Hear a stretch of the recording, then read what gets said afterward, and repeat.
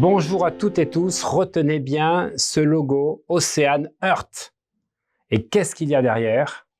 Il y a le rêve, je dis bien le rêve, de quelqu'un qui est totalement fou, qui est à ma droite, qui a décidé, donc Fabien Leroux, de faire la traversée de l'Atlantique à la nage.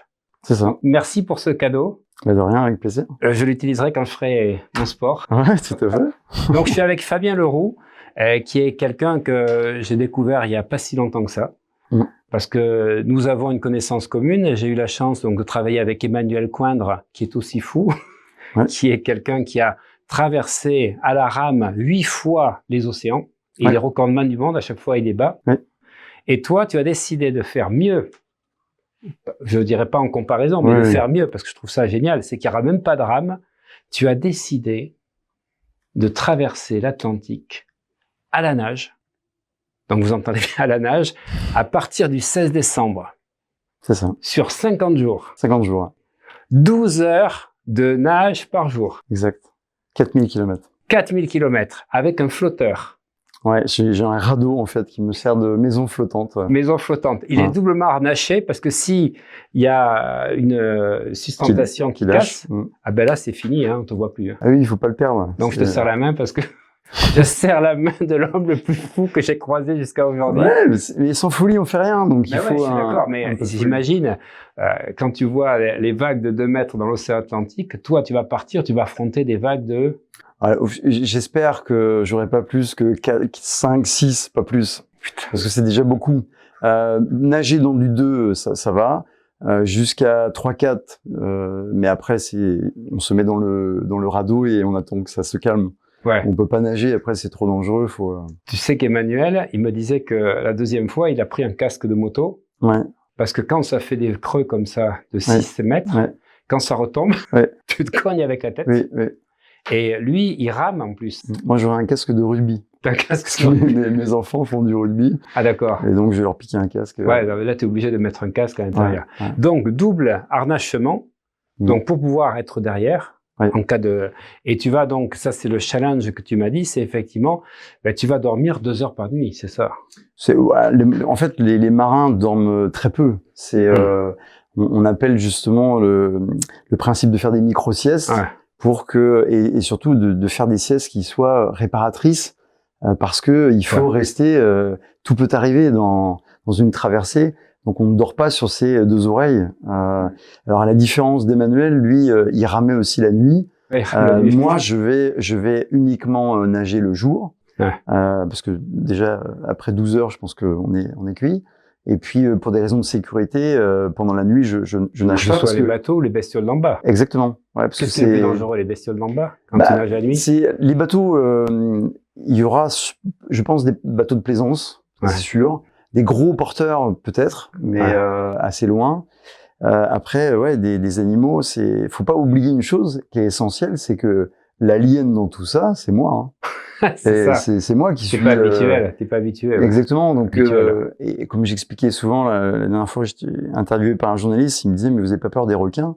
J'ai dit mais vous savez que sur la liste de courses des requins, il y a pas l'homme. Hein. Les accidents qu'il y a pu y avoir, c'était des choses de la malchance en fait. Mais quand tu as les palmes comme ça, c'est vrai qu'un requin qui passe ou un cachalot ou autre qui voit un truc qui bouge. La nuit, il ne va pas identifier que c'est un homme, donc il vaut mieux éviter de nager la nuit. Hein. Exactement, puis c'est leur terrain de chasse. En fait, moi j'ai rencontré Guy Delage qui m'expliquait que lui, pendant sa traversée, il avait des coryphènes, donc c'était des gros poissons pélagiques là qui étaient avec lui, serpents, là, et en fait, le matin, parce qu'il entendait des bruits la nuit, et le matin, il en a vu une qui était boulottée sur le dessus. Donc il y a vraiment un phénomène de chasse le soir, donc vaut mieux éviter de se trouver là-dedans. Super. Alors, ce qui est intéressant, pour que vous sachiez tous, parce que ton histoire, quand tu me l'as racontée, j'ai dit c'est un truc de dingue. C'est-à-dire que Fabien a fait un AVC il y a 5 ans. Et il y a 5 ans, on l'a interdit de faire activité sportive pendant 6 mois. Arrêt de travail total. Et il trouve rien de mieux, parce que c'est un champion d'apnée.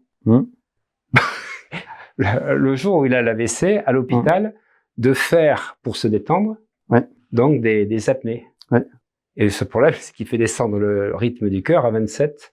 Ouais, c'est ça. C'est en fait ce qui était parce que moi j'étais dans une espèce de déni total et puis je savais pas ce que je faisais là en fait et je m'ennuyais. Donc je retenais ma respiration. Puis c'est aussi une phase de les apnéistes ont cette faculté d'avoir des techniques de respiration qui permettent aussi d'évacuer le stress. Et donc ça c'est important. Et donc moi je retenais ma respiration et puis ça m'amusait parce que je voyais le compteur et puis je voyais les pulsations qui descendaient. Alors du coup, j'étais là, j'ai dit oh c'est pas mal. Et moi je savais pas qu'il y avait des alarmes dans le bureau des infirmières qui déboulaient à chaque fois. Ouais, donc elles sont venues quand même 3 fois. Elles se souviennent très bien de la chambre 202. Je pense elles sont pas prêtes de l'oublier celle-là. Et donc du coup moi quand elles venaient, je les voyais bien trifouiller l'appareil en pensant qu'il y avait un défaut. Et puis au bout de la 3e fois, on me demandait mais qu'est-ce qui se passe? Je dis moi je retiens ma respiration. Il faut pas faire ça, monsieur. C'est fou. Alors en fait, à propos d'apnée, j'ai eu la chance en 2019 de rencontrer Pierre Frolat, qui a été 3 fois recordman du monde, donc qui est à Monaco, c'est un ami du prince Albert. Et j'étais avec justement, il connaît bien aussi Emmanuel. Et Pierre Frolat me racontait que lors de sa 3e tentative, son 3e record, donc il va se retrouver, donc il touche le sol et il se fait exploser le tympan. Et je dis, et alors? Il me dit, t'as 2 chances. T'as une chance sur 2, plutôt. T'as 2 choix. Soit l'eau rentre, et tu remontes pas. Ah ouais, tout à fait. Soit, tu te restes concentré, et donc sans paniquer, tu vois. Alors c'est pour ça, quand tu me parles de l'AVC et que tu fais de l'apnée, il est là, donc il a l'eau qui rentre, il prend conscience de ça, et donc il est observateur de ce qui se passe pour pouvoir maîtriser sa présence et remonter jusqu'à là, parce qu'on peut pas le sortir de là, hein, le problème c'est ça. Donc il y a un record du monde, mais derrière tu risques d'être à titre posthume. Ouais, c'est ça. Ouais, c'est vraiment, puis il y a des protocoles en plus de sortie, donc c'est assez compliqué. Donc il faut, c'est facile à dire. C'est vrai que le faire et être dans le moment présent, c'est plus compliqué. Et moi, à l'hôpital, c'était vraiment un combat. Je refusais l'état dans lequel j'étais. Et pour moi, il fallait que j'en sorte. Donc j'avais ma petite poignée au-dessus de mon lit, donc je faisais des tractions parce que j'étais paralysé de toute la moitié droite. Toute la moitié droite, ouais. Et donc je parlais comme si j'avais 3 grammes, mais je bois pas d'alcool, donc c'est quand même compliqué. Et puis donc il était 2 heures du matin le soir, j'ai décidé de me débrancher, je suis sorti de mon lit, je me suis cassé la figure, j'ai rampé jusqu'à la poignée de porte de la chambre, je me suis hissé et puis là forcément les infirmières sont venues encore. Ils se sont dit lui il va jamais s'arrêter. Il est pire que Nicholson dans le de coucou celui-là. C'est ça, mais à un moment donné, qu'est-ce que vous faites? J'ai dit j'ai envie de marcher quoi. je veux marcher. Je n'accepte pas. Je n'accepte pas et donc c'était vraiment c'était un combat et je me rappelle, je me cassais la figure, je boitais, enfin c'était vraiment difficile. Et au bout de 3 tours de service, j'ai senti ma jambe qui revenait. Waouh. Et après, c'est le premier jour. Direct.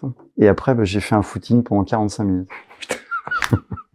Donc c'est vrai qu'elles se souviennent de moi. T'étais à combien de tension à ce moment-là? Alors je sais plus, je m'en souviens pas, mais en fait tout ce qu'elles m'ont dit, c'est que le matin même à 8 heures, j'avais un examen où je devais avaler une caméra pour aller voir derrière le cœur, parce qu'on savait pas encore précisément les raisons de mon AVC. Alors donc elles me disent on va devoir décaler. J'ai dit non, il est pas hors de question. Elle dit mais si, parce que là vous avez couru, donc vous devez boire. Et j'ai dit non, je vais pas boire. Donc et je suis arrivé à la salle d'examen. Je suis tombé sur une Russe qui devait sortir d'un goulag, hein, je pense, parce qu'en fait, elle m'a fait avaler le truc. On m'avait dit au début que c'était une spaghetti, en fait, c'est plutôt une macaroni. Et en fait, vous devez avoir vous êtes médecin, vous connaissez ça mieux que moi, mais vous devez avaler. C'est vraiment l'action d'avaler pour que ça descende. Et après, moi, j'ai tout fait en apnée. Parce qu'il y a beaucoup de gens qui n'y arrivent pas, faut recommencer. Donc moi, j'ai tout fait en apnée, et puis elle était avec un joystick, puis elle tournait à droite. Je me souviens de tourner dans tous les sens. C'était, et à la fin de cet examen, à 11 heures, j'ai signé une décharge et je suis sorti de l'hôpital. Donc t'es resté combien? 5 jours. 5 jours.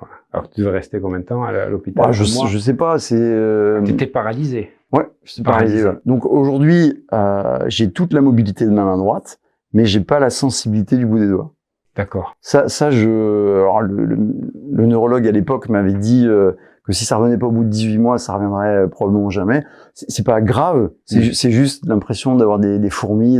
On va voir ça avec constamment. Et puis après, j'ai une aplasie au niveau du faciès. Donc si je suis très fatigué quand je prends des avions avec le jet lag, bah, je sens ma voix qui déraille. Ah ouais. Donc voilà, mais mais je bave plus. Ouais. Je suis propre maintenant. Avant, je bavais. Donc c'était. Dans la rubrique des gens qui m'impressionnent et que j'ai eu la chance de pouvoir recevoir, toi, je parle d'Emmanuel, je parle de Pierre Frolat, j'ai également Grégory Mahé. Donc c'est une vidéo que j'ai sur YouTube de 2015. Grégory Mahé, il est connu parce qu'il était sur le calendrier du Stade Français à l'époque. Ouais. Il était au Stade Français à Toulouse, il était en équipe de France, demi-mêlée. Il va faire un AVC à 33 ans. Et donc un samedi, après avoir fait du terrassement chez lui, parce qu'il était en train de déménager, et il va prendre la douche, et puis tout d'un coup, il sent une chaleur bizarre, il se sent bizarre. En fait, il a un saignement, une hémorragie interne. Et il va être amené à l'hôpital, c'est sa compagne qui l'amène, et on lui dit que c'est pareil, le rugby c'est fini, que il pourra plus utiliser ça. Alors il a gardé, quand je l'ai vu en 2015, il avait comme ça une aplasie comme toi. Ouais, c'est ça. Voilà, et puis les yeux, et là maintenant ça y est, il s'est formé à l'hypnose parce que ça a été une révélation pour lui. Et il va rejouer au rugby. Il va refuser comme toi. Il va se battre pendant 6 mois. Il va créer une association. Et en fait, son secret, c'est que il a refusé le diagnostic des médecins. Alors, j'ai pas dit qu'il fallait refuser les traitements. C'est pas la même chose. Je parle pas de refuser le traitement, mais il a refusé que ce soit la seule alternative. Et donc, je dis ça aux gens qui suivent parce que souvent, des gens nous contactent. Non, il faut suivre le traitement, mais on peut, au contraire, dépasser la prédiction réalisante. Parce que 70% des gens que j'accompagne dans le sport, en général, ce sont des gens qui sont en chute. Quand ils sont en haut, ils viennent pas me voir. C'est quand ils commencent à tomber suite à une blessure. Et il y a ce qu'on appelle la prédiction de la blouse blanche. Le kiné m'a dit, le médecin m'a dit, il y en a pour 6 mois, il y en a pour 1 an, je retrouverai pas mon niveau. Donc la première chose, c'est de déprogrammer ce qui a pu être dit parce que c'est une sorte de malédiction. Ça, c'est une prédiction qui va se réaliser. Écoute, moi, je trouve ça dingue de vivre ça, et surtout que tu vas visualiser quand tu es à l'hôpital, que tu vas faire ta traversée. C'est vraiment à l'hôpital. Je suis dans mon lit. J'ai rien d'autre à faire. Et je me dis, je vais sortir de cet état. Je sais que je vais sortir. C'est vraiment, j'ai pas de doute là-dessus. Le médecin, forcément, il fait son rôle de médecin. Donc il me dit, voilà, je vais vous arrêter 6 mois. Alors moi, je suis acheteur à Bruxelles à l'époque, donc j'essaye de négocier. Je dis, mais on peut pas commencer par 15 jours, histoire de voir, quoi. Parce que moi, j'ai jamais été arrêté de ma vie, donc pour moi, c'est vraiment un choc. Et donc, du coup, je décide à ce moment-là de refuser ce qu'elle me dit. Quand elle me dit, je vais vous mettre un arrêt de 6 mois, je dis non. Je dis, ça, c'est pas possible. C'est un truc que je peux pas entendre. Moi, je veux bien que vous m'arrêtez, parce que moi, ça m'arrive dans ma voiture. J'arrive le samedi à l'hôpital, donc 3 heures après l'accident. Je crois que le protocole, c'est 5 heures. Donc, moi, je suis arrivé au bout de 3 heures parce que je pensais que ça allait passer. Mais ça passait pas. Je pouvais pas tenir un stylo. Puis, je sentais bien que ma voix, ça déraillait. Et donc, c'est à l'hôpital que j'ai décidé, dans mon lit, que j'allais traverser un océan. Alors, ça veut pas même pas peur. Ça veut pas dire qu'il faut qu'on fasse tous, enfin, qu'on traverse tous un océan, mais quelque part, je pense que on a tous un océan à traverser. C'est ça. Quel qu'il soit, en fait. C'est chouette dans ton truc, Et donc, du coup, et je me suis dit, voilà, je vais me mettre cet objectif, je vais me préparer pour ça. La préparation, elle est longue, hein. J'ai l'AVC, donc, en 2018. En 2019, donc, je monte une association, donc, Ocean Earth, avec ma fille, qui est la présidente, qui est qui fait de la natation synchronisée. C'est la seule aquatique de la famille, avec moi. Et donc, c'est après où, on enchaîne le Covid. On enchaîne les galères avec la partie économique, etc. Et donc, c'est au bout de 3 ans de préparation que là, je vais pouvoir partir. C'est combien d'entraînements par jour? C'est en moyenne, c'est 45 à 50 minutes de course à pied le matin. Et c'est 2h30 à 3h de nage tous les jours. Donc, 4 heures de sport. Et ça, c'était pendant la période où je travaillais. Maintenant, je suis, depuis le 1er septembre, je suis plus en phase de départ pour le Cap-Vert. Donc là, on a doublé les cadences pour vraiment que le corps soit donc préparé. Donc 1h30 le matin. Donc je fais beaucoup de traversées, par exemple, où La dernière que j'ai pu faire, j'ai nagé pendant 7 heures. 7 heures. Il a nagé pendant 7 heures, mais ce qu'il faut savoir, c'est qu'il va nager 12 heures 50 jours. Ouais, c'est ça. C'est en fait pour s'imaginer l'Odyssée, c'est faut s'imaginer que c'est une traversée de la Manche tous les jours pendant 50 jours. Waouh. C'est ça en fait. Comme ça, les gens arrivent mieux parce que quand on dit 4000 km, ça veut rien dire. Moi, j'ai une personne qui m'a dit, moi, je fais 3 longueurs, je suis fatigué, mais moi, je pourrais pas gravir une montagne. Mais chacun met le curseur à son niveau. Ça. Et c'est ça qui est important. Il faut connaître ses limites, savoir où on peut aller. Mais bien souvent, on se rend compte qu'on peut aller beaucoup plus loin. On était la semaine dernière avec Edouard Bernadou, dont je parlais, qui est le octuple champion du monde de boxe thaï, full contact K1, membre de l'équipe de France. Et il s'est donné un record. Il voulait faire 1 heure minimum de gainage sans s'arrêter. Ouais. Il a fait 3 heures. Ouais. Ah oui, mais c'est ça. Mais tu vois, chaque fois qu'il commence à faiblir, il change de gainage. Tu vois. Ouais. T'es comme ça. Et puis hop, tu sens que ça commence à devenir difficile à tenir. Hop, tu te mets sur le côté. Il tient 3 heures. Wow. Le seul obstacle, en fait, dans tout ça, c'est nous. Mais oui, c'est nous. C'est celui qui va vous mettre des barrières dans votre vie, c'est vous-même. Il y a personne d'autre. Vous êtes responsable de vos choix. Et moi, ma philosophie, c'est ce qui ne te tue pas te rend plus fort. Et surtout, la vie est belle, quoi. Ouais. C'est aujourd'hui, moi, c'est ce que je veux dire. C'est pour ça que dans cette traversée, il y a aussi beaucoup d'écoles qui sont associées, parce que les enfants, pour moi, c'est la relève. Parce qu'on parle beaucoup de pollution, etc. Je n'ai pas la prétention de dire qu'une fois la traversée va être terminée, que tout va changer. Au contraire, c'est l'idée pour moi, c'est de montrer combien l'océan est incroyable et magnifique, dont on a besoin.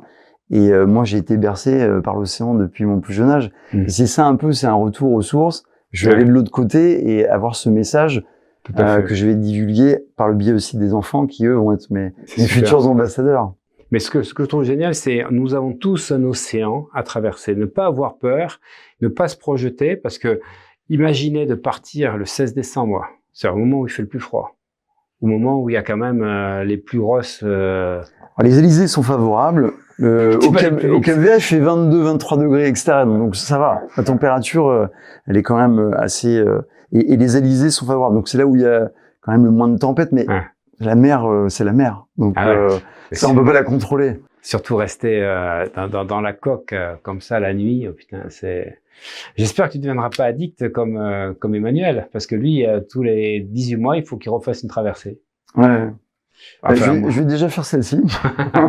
Puis voilà. Après, on verra, mais pour l'instant, c'est l'objectif, c'est je me souviens de pourquoi j'ai pris cette décision, ce que ça m'a apporté à cette période-là, et ça ne m'a jamais quitté jusque-là. Tout à fait. C'est vraiment un élément pour moi qui est important, et il y a un élément qui a été phare aussi, c'est mon père qui a été un mentor pour moi toute ma vie, et qui était en phase terminale à la même période avec un cancer. Et je me souviens quand j'ai dit à mon père que j'allais traverser un océan, je me souviens de voir la fierté d'un père qui pourrait avoir pour son fils, parce qu'il vient de réussir le bac ou je sais pas quoi. Mais je me souviens aussi de la déception qu'il avait dans ses yeux à ce moment-là, parce qu'il savait que lui, il était cuit. Et qu'il serait qu'il ne le verrait pas. Il verrait peut-être pas. Et ça, c'est une motivation qui ne me lâche jamais. Tous les jours, j'y pense, parce que forcément, dans une préparation comme ça qui est longue, 3 ans, il y a des moments qui sont très durs, il y a des moments difficiles, il y a des moments où on a envie de tout lâcher, d'abandonner, mais moi, c'est pas moi qui l'ai inventé, mais c'est vrai que soit je gagne, soit j'apprends. C'est ça. Mais jamais je perds. Mais Emmanuel, lui, fait 2 heures minimum de sport tous les jours. Quand il est en déplacement. Sinon, c'est 4 heures par jour. Et quand il rentre dans la partie, les 4 derniers mois, il passe à 8 heures par jour. 8 heures par jour pour lui continuer à ramer la nuit. Et il rame quand il y a des vagues. Parce que lui, ce qu'il veut, c'est pas arriver de l'autre côté. Parce qu'il a déjà fait une fois. C'est à chaque fois exploser son record. C'est je fais 5 fois l'Atlantique, il faut que je fasse mieux que la fois d'avant. Et quand il a fait l'océan Indien, il est parti pareil au moment où il y a les pires vents, etc. Et le bateau a failli couler. Et son père et son frère l'ont appelé pour les dernières paroles, parce qu'ils ont cru. Il a dit non, mais de toute façon, moi ça m'intéresse pas d'arriver, ça m'intéresse que de gagner. Le record. Voilà. Écoute, merci pour ce message extraordinaire. Donc de ne jamais accepter les choses figées. Oui. Moi, je dis toujours, quand on a un avis d'un médecin, il faut en voir un deuxième et voir un troisième. Jamais se laisser coincer par ça. Et la puissance du mental. Alors, nous allons voir avec Fabien les ondes alpha, puisqu'on a essayé le programme sur les ondes alpha. Et donc, nous allons maintenant apprendre d'auto-hypnose.